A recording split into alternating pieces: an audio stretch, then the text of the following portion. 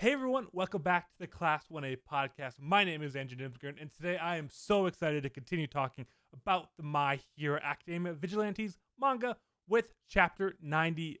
It has felt like an eternity since we've got the last chapter, Dylan. I actually think this was a little bit of a delayed chapter if I remember correctly, but nonetheless, I cannot wait to get into this chapter. How are you doing today? Good. What's the like? What do people say? Like distance makes the heart grow fonder, something Something like like that. that. That's how I feel about Vigilantes because I love it so much, but we don't get it. It takes so long for it to come out. It's like 2 weeks. We were talking about this before the show. 2 weeks feels like an eternity. It's so long. I just want more of this content to come I mean, out. the next chapter comes out on March 12th, which is like, what, a week before the actual next season comes out? Years. It might as well be years from now. I know. So, I mean, this was a great chapter, though. We got now Masa pretty much finally cracking down on the vigilantes. We got some more good Soga time, and it's setting up of kind of what's going to happen next. So let's jump right into with everything that did happen. Starting with at the beginning of the chapter, we do see Mew and Yi, the twins from the whole dance crew at Naru Fest, coming into Hopper's Cafe, where they pretty much find the rest of the Naru Fest group all trying to get more information about Pop, where the Hoda brothers pretty much informed them everything that Pop's kind of given them. And not that Midnight has given them. That Pop's in a stable condition. Koichi's doing all he can to help right now, and that they really don't have too much to worry about, saying that don't worry about it, we'll give you updates when we can, but otherwise just get out of here and don't disturb business. But as they're about to leave, they say, actually, nah, why don't you eat here and get some food? And we kind of see that going on outside of it, a bunch of construction still recovering, the whole area recovering from the destruction that Pop caused. We go back to see Koichi hanging out by the hospital, getting a little bit of a flashback, seeing that Soga gave him two phones, and we learned that one is just for contact, and then the other one is always going to be for emergencies. He gets a barrage of calls from his mom, so he texts back saying like, "Hey, we're good." And then at that time, Rap shows up with some more food, but he also does accidentally reveal, even though Soga told him not to, that there was a break-in at his house, and that Soga went to investigate it.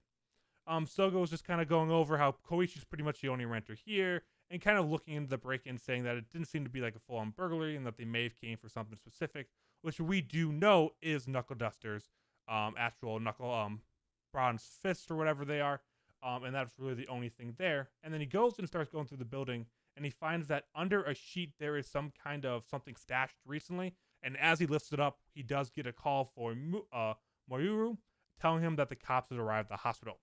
Now Masa has come and he is not here to play anymore. He's pretty much saying that, hey, you guys have to cooperate. We're now taking over security of the hospital, and you guys will have to come in questioning and play along nicely.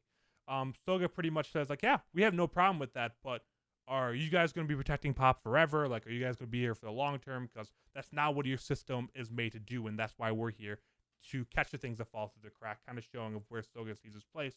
But Midnight shows up saying like, hey, everyone calm down. Now Masa, you suck in negotiations. Soga, play along. Everything's going to be good. We'll talk about the long-term security after this initial questioning. But as he does that, Soga does call Koichi's second phone, which is the alarm, which tells him to run. And Soga also takes off, starting to run. A couple of the cops go after him because some need to stay there on security duty, while also now Masa does end up making a call.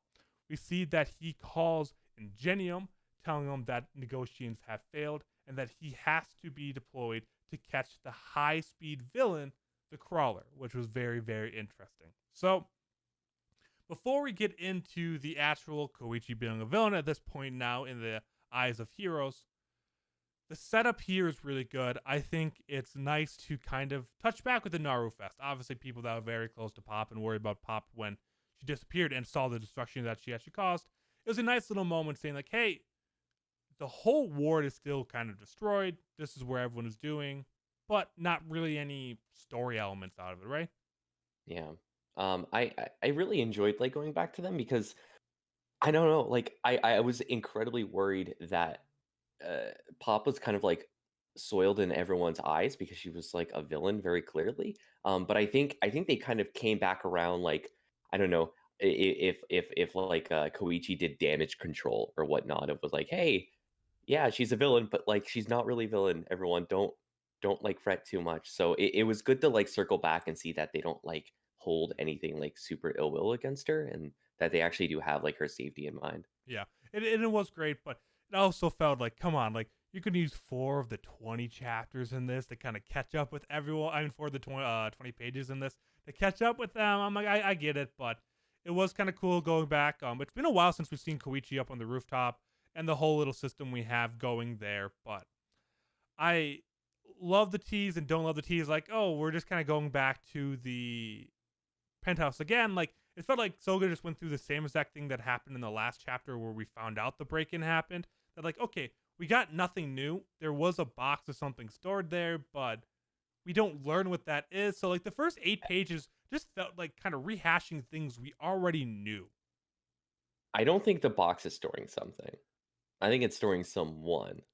There's not a dead body in there. No, it's not a dead body. I'm still convinced. I'm still 100% convinced that the person who took Knuckle Dusters is still his daughter, and she was hanging out in that box. Why would she stash a single box in the corner of an abandoned building and then hide in it? Because she's on the run. She needs somewhere Why to is she sleep. on the run? She was just in the 'Cause I don't hospital. know. I don't know. She's beating people up, maybe. I don't I don't know where any of this is coming from. Maybe I know you did the recap last time and maybe I'm missing some stuff, but I don't know where this conclusion came from. I mean, I I mean, I what else think it's could be? Knuckle What? Duster. We haven't seen Knuckle Duster die. He's not getting an off-screen death. We just got like an 8 chapter flashback to him. He's not dead. Knuckle Duster took his Knuckle Dusters, and he's storing weapons there to take down the big bad.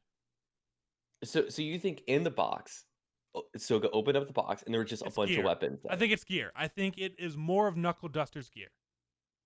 Or maybe the old Yeah. clock outfit. Or maybe something like that. Like, it honestly surprised Soga, which means that it wasn't as straightforward as weapons and supplies. I agree with that. But a person hiding in a box doesn't make sense. But I think a Wait, hero why does that? costume from old clock could be really surprising. Like, oh, what is this? Like, I know about the old man's backstory. Like, I don't know. I I think we're not going to come to agreement on that, but Um, let's we will see. We'll see in the future. yeah. But kind of going on to the whole Naomasa thing is that like he's broke, and we see a little bit of why he made the decision to put the warning out for Korichi's warning is that like Soga was saying like, hey, one of these times he's going to get into a fight with a real villain, and Soga says, well, he'll be ready, and Naomasa replied, well, that's what I'm concerned about, which it does make sense is that Koichi is starting to see himself a little bit more as a hero and a competent one in that, and that he can actually fight. And that's where now Masa starts to see him as dangerous. Because before it was the small stuff, or he was running away and calling in heroes to kind of save the day. But now, in a fact where Koichi is actually preparing to fight, it does make some sense for Naomasa to put out a warrant for his arrest. I don't know why they're running, and I don't know why they're calling him the high speed villain, as if they're thinking that he is 2 o'clock. Is that how you took away from that, or is that just the same? Is that just a No, coincidence that he has the same name as the other one? I think it's just like more of a coincidence. At least that's what I took it as. And I don't know. That is like a weird like thing of like he's very clearly wanting to arrest him because he just wants him to stop being a vigilante. But they also are like labeling him. They're giving him The like the high villain speed and the label. high speed villain is what they have called 2 o'clock in the series multiple times. Like I think the cops have addressed him as that. And obviously, when they had the interaction with the crabs and Fatcom and all of them there, he was clearly a high speed villain. So using the same exact naming for Koichi feels purposeful, as if Hmm. they don't know who to call because they haven't had any. I guess they had one face to face interaction with them, so they know it's not Koichi. But I just don't think it's a coincidence that they have almost the exact same villain description name, right? And I don't Yeah, see I don't Koichi's know. high speed, like Ingenium's high speed. The Well, no, no, thing no, no. Ingenium chased after is high speed. We do see his high speed because like he literally like zooms around everywhere now, and I think that's kind of like solidified back in the chapter where him and Ingenium teamed up, right? Yeah, Where they were like keeping up with each other, that's kind of going true. after the bus. So I took it He more of can go like pretty fast. the high speed villain being a classification of what his abilities are, rather than like aligning very specifically to like, oh, this is the same villain as this other one. Yeah, but I just thought like I'm pretty sure they know how his quirks work. So like the gliding villain the Qual Crawler or something like that. Like I just felt like there would have been a different name for it, but maybe we're thinking too much into it. But I just thought that was very different. But I do love that they're bringing Ingenium back. Like I Yeah, think and that is Ingenium such a looks cool sick. showdown. Yep, I think it's going to be super cool to see him go up against pretty much one of his old mentors. How Ingenium is going to handle this. I mean, I think there'll be a chase, but I think there'll also be a really cool conversation here. And I don't know what's going to happen there, but I think they couldn't have picked a better person to go after him, besides maybe Eraserhead. I would have loved Eraserhead too to kind of come in there, but I don't know how Eraserhead would really be able to catch up to him. He'd have to almost corner him. So it Yeah, makes yeah. more sense. I do think it's like the best pick by far. Like it's I was wondering about this of who could actually go after him because you can't really have like an Endeavor level person to come in and like And the like Dev couldn't really keep up with them either, probably. yeah, but I mean like someone like that, like you can Yeah, call in like All Might. any yeah, All Might or whatever, but like they wouldn't do that. And so who's really gonna go after him? Aizawa's coming in at some point. Like we know that Tsukichi absolutely called or texted Aizawa, so he's coming in at some point. But like actually getting Ingenium to go after him is it's just so good. It's just so good. They're gonna have like a sick chase, and that's gonna be really cool. And Ingenium looks badass now.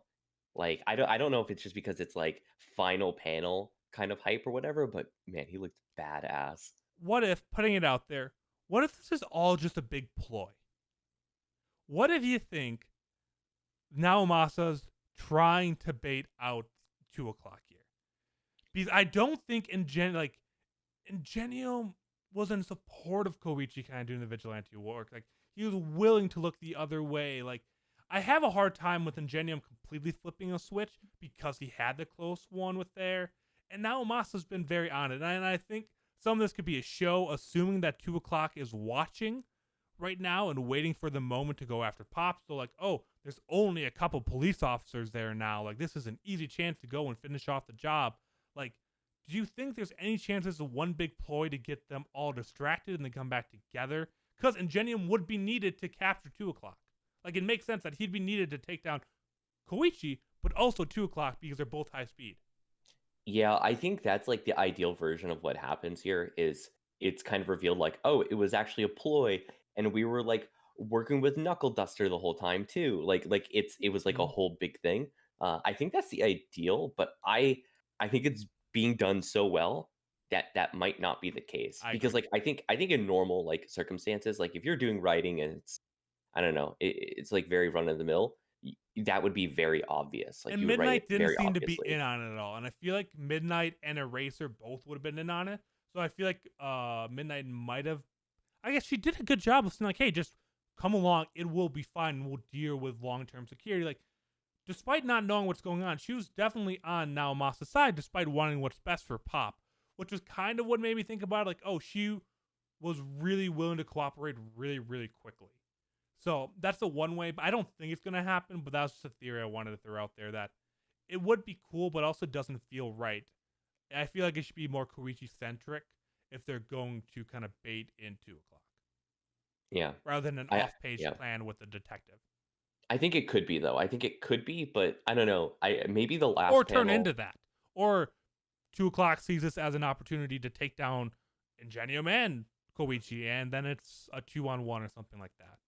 Yeah, maybe it's definitely not like a off-screen plan because like looking back at last chapter in the last panel, there was only two detectives there, and they were very clearly wanting to go after the crawler. So that definitely seems like it's probably not a secret plan, I Yeah. guess. But yeah, But no, I think I wish a little more happened in this chapter just because how slowly we do get these chapters. But I do enjoy it. I love the last 8 pages. I love the interaction between Soga and all that. I want to know what's under this crate.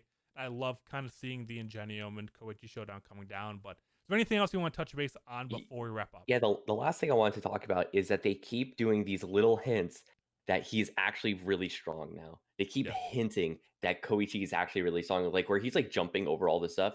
Yeah. He's Like I just think easily Raptors was able to like, jump through the sky. Yeah. yeah, yeah. Raptors like, you're just like doing that now. He's like, oh yeah, it's like no big deal. Which I think that's like the little hints at like, oh, he's actually ready to throw down. Yeah. Like he's gonna throw down and it's gonna be sick. I think, yeah. There's going to be some really cool battles, chases, whatever it's going to be coming up in these last couple of chapters. So I can't wait for that. But I guess despite it being a short chapter with not too much happening, we still do need to give out a quick Plus Ultra. So We do. the Plus Ultra award is an award that usually we give out with a lot of these chapters where we just decide some character that went above, went on, pretty much stood out within the chapter. And Dylan, who would your pick be this week? I I'm gonna give it to the same person I thought about last week, and I think I'm gonna give it to Soga. I still think Soga is in this like he's in this leader mode. He's like calling shots. He's really really cool here. I don't know. I really like Soga right now. He feels like a very competent person, and he's handling everything super well. So I'm gonna give it to I Soga. have to agree with it too, because he really feels like a more put together version of Knuckle Duster. He seems smarter. He seems all like Knuckle Duster always thought a couple steps ahead, but it was always a little rough around the edges. While Sogas definitely took everything Knuckle Duster taught him, or he observed from Knuckle Duster, and kind of bumped it up a level and made it all more clean and professional, which you almost need to do when you're kind of not on either side. So I definitely do think it is. I don't know if running from the cops in this situation was the smartest, but outside of that, I think he's been such a cool character. One of my favorite character developments in all of My Hero Academia from the beginning to where he is now. So Absolutely. I could just talk about him and give it to him every single week if I wanted. But I think that is a great place to wrap it up. Thank you all so much that had listened. Just as a reminder, we do other episodes if you are watching on YouTube. We do a bunch of other things. You can check out our Class 1A podcast, weekly My Hero podcast, on all major podcasting platforms, Spotify, Apple Podcasts, all that kind of stuff. Otherwise, if you want us to hear us talk about manga even more, we do weekly breakdowns of the My Hero Academia main manga on the YouTube channel only, not to spoil anyone. That is a podcast listener. So make sure to check out that if you want more My Hero content. We're doing more than ever. And we're also going to be doing a breakdown of the brand new Season 5 trailer that just came out earlier today as we're recording. So make sure to check that out on YouTube as well.